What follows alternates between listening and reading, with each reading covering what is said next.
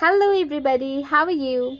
I hope everyone is doing well with your friends and family members. Stay at home and stay safe and be alert.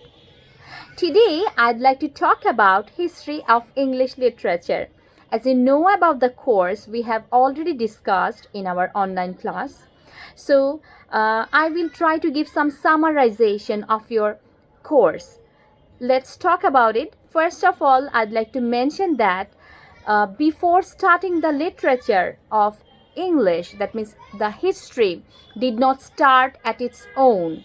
So before starting the history, we have to talk about who were the first inhabitants. That means Celts, Celts. Okay, so Celts were the first inhabitants of England. And after that, we know that Romans conquered Britain in 43rd AD. And you know that what is AD means, after death of Jesus Christ. And after that, Angles, that means Angles, Angles, Saxons and Jutes. Okay, so they settled in England and they named the world, that means they named England as Anglaland or England. And after that we have got the word, the land, that is England.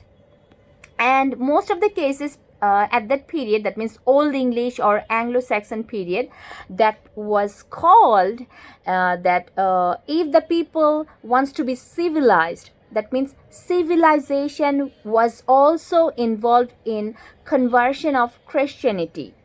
And most of the cases we know that the literature was all about oral literature. So Old English literature or Anglo-Saxon literature, whatever you call like, so it's all about oral literature. And you know, oral literature, I think oral literature cannot survive without writing. Suppose you know, in my childhood I have heard some stories and fables and all this fairy tales, like this type of stories from my grandparents, and my grandparents also heard some of these type of stories. So sometimes oral stories cannot survive without writing. That is why and how we cannot know the actual thought or actual story, because orally some sentences and some words are changing. Okay, nowadays we are not getting what has happened in that era, okay, in Old English, as we know that it started just in the, what can I say, 5th century, later part of 5th century.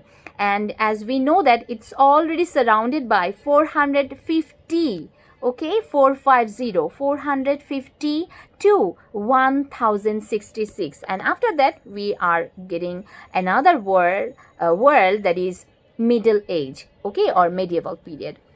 And I'd like to talk about some words or some things related to this Old English or Anglo-Saxon period. Those are involved in the Exeter book and Waldera, and most of the things the writers are not known. Okay, as we already know, I have already discussed that in oral literature we cannot get the writer's name. That is how, and that is why we don't get the name who wrote the Exeter book and the Waldera, and even the most famous writing, that is all about Beowulf.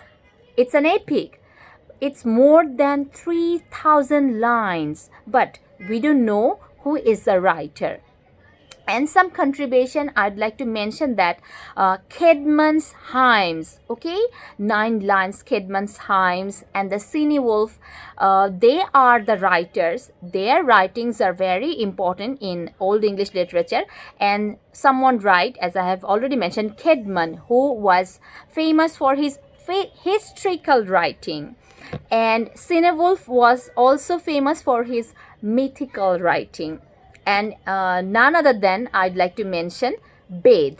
Okay, so Bede was also famous for his historical writings, who wrote some writings related to astronomy and sometimes his writings were related to census story and what can I say, other stories related to martyrs, okay, the lives of the martyrs. So he was also famous for this, for his writings. And none other than I'd like to mention Alfred, King Alfred. He was not only famous for his kingship, but also he is famous for his creation, his literary works, and he has so many contribution for the writing related to what can I say, Anglo-Saxon chronicle.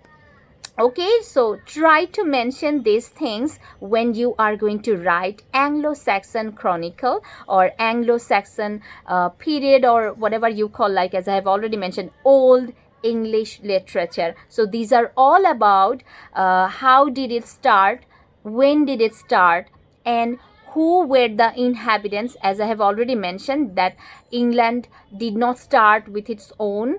Celts were the first inhabitants, and after that we know that Romans conquered England, and after that we have got what can I say, Anglo people, that means Anglo-Saxon, and they are involved in Angles, Saxons, and Jutes. Okay, so after they are settled down and they have got the land, and they name the land as England. Okay, that means England or England or England.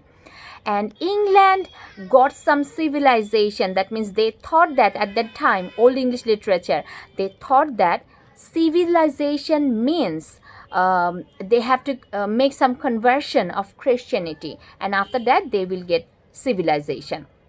So all about this I have talked about. Try to mention these things, and hope you are going to inform me. You can comment down below here if you have any queries, and if you want to know more. After that I will try to make more videos to make you more comfortable to think about the topic, and after that I will upload it very soon.